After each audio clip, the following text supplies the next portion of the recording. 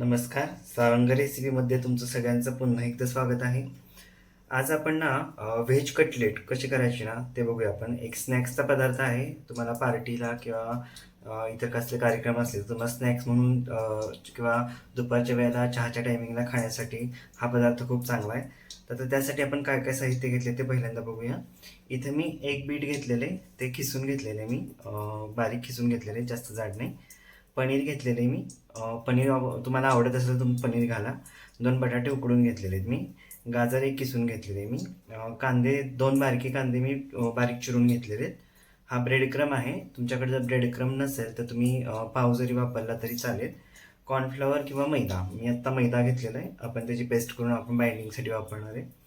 आले लसूण आणि हिरवी मिरची ह्याची पेस्ट घेतलेली आहे मी. गरम मसाला घेतलेला आहे मी. मीठ घेतलेलं आहे. हा आपले धने जिरे पूड घेतलेले. चाट मसाला एक पाव चमचा घेतलेला आपण. हिरवे वाटाणे मी उकडून वाफलवून घेतलेले आहेत ते. कोथिंबीर घेतलेली आणि लाल तिखट घेतलेले. तर आपण आता एका बाउलमध्ये काय करायचं आहे, सगळं साहित्य एक एक घ्यायचं आहे. बीट घेतलेले मी. बीट मी बारीक किसून घेतलेले व्यवस्थित. तुम्ही वाफलून जरी घेतलं तरी चालेल. जर तुम्ही शॅलो फ्राय करणार असाल कटलेट तर तुम्ही वाफलून घ्या सगळं साहित्य.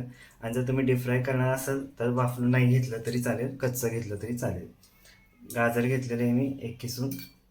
सगळं साहित्य बारीक किसून घ्यायचं, म्हणजे काय होतं ते व्यवस्थित आपण जेव्हा डीप फ्राय करू तेव्हा ते व्यवस्थित कुक होतं. कांदा घेतला आहे.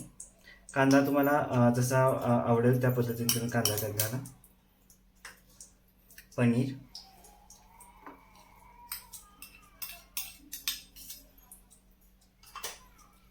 मटार घ्यायचेत आपण. मटार अख्खे वाफलून घेतलेले तेच टाकायचे तसे पूर्ण.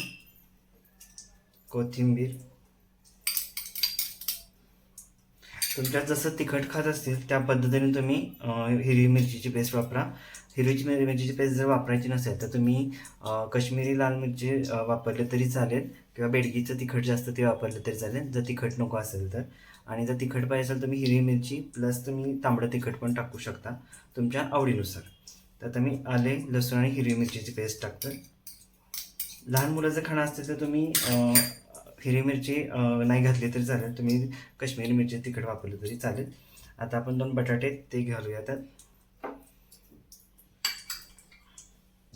आता आपण पहिल्यांदा हे साहित्य मिक्स करून घेऊ आणि मग आपण सगळे पावडर मसाले टाकून घेऊ त्यात.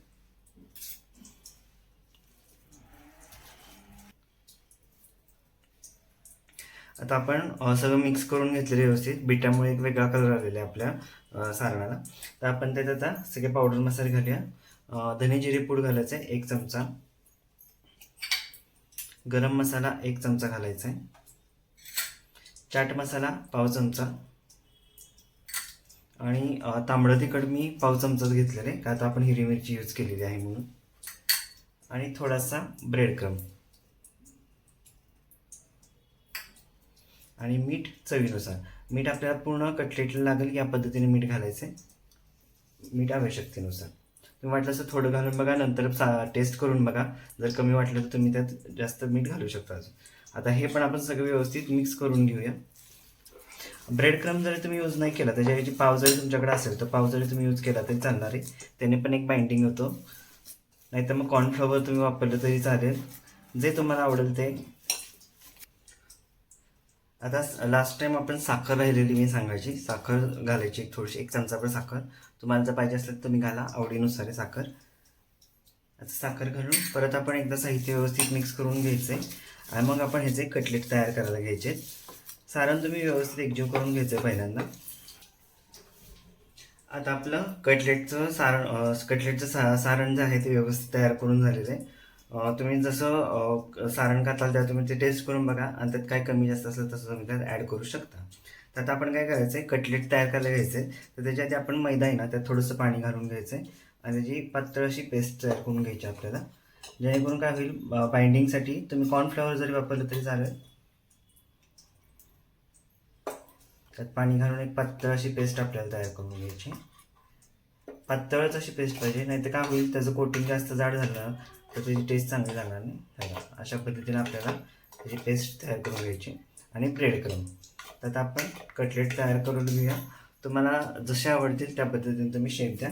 आता मी त्याला देताना असे उभेच शेप देणारे रोलसारखे. तुम्हाला जे आवडतील त्या पद्धतीने तुम्ही त्याला शेप द्या. असे दिले म्हणजे खायला पण आपल्याला बरे पडतील. तर आपण ते पहिल्यांदा कोट करून घेऊया मैद्यात.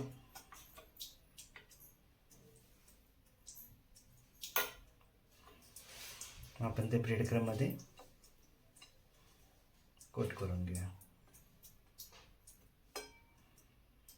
अशा आपण सगळे कटलेट पहिल्यांदा तयार करून घेऊया आणि मग आपण ते डीप फ्राय करून घ्यायचे. आता आपले कटलेट सगळे बघा मी व्यवस्थित असे करून घेतले सगळे. तर आता आपण तेल तापत ठेवले. आता आपण सगळे कटलेट डीप फ्राय करून घ्यायचे. तुम्हाला शॅलो फ्राय करायचे असेल तर तुम्ही शॅलो फ्राय करू शकता. तर आता आपण तेल तापलेले तर आपण एक कटलेट सोडून ते व्यवस्थित तळून घेऊया.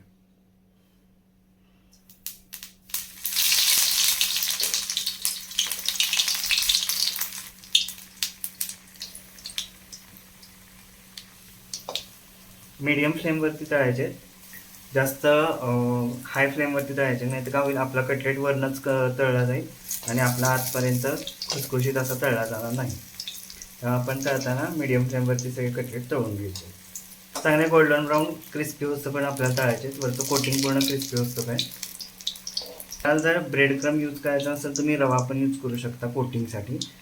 मैद्याच्या बॅटरमध्ये मिक्स करून वरनं रवा जरी लावला तरी तुमचा कटलेट चालू शकतो आणि ब्रेड क्रम लावलं तरी चालेल. जे तुम्हाला आवडेल ते तुम्ही यूज करा.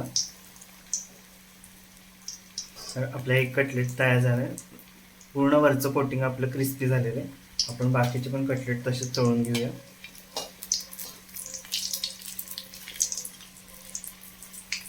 आणि आपण हे सर्व करताना तुम्ही टॅमॅटो केचप मेयोनीज किंवा तुमच्या चिंचेची चटणी जी असते ती जरी दिली त्याच्याबरोबर जरी सर्व केलं तरी चालणार आहे तुमच्या आवडीनुसार.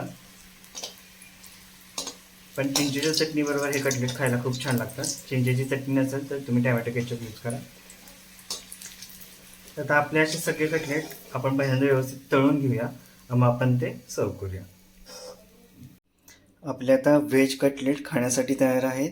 ते तुम्ही टॅमॅटो केचप किंवा पुदिन्याची चटणी किंवा खजुराची चटणी ह्याच्याबरोबर खाण्यासाठी सर्व करू शकता.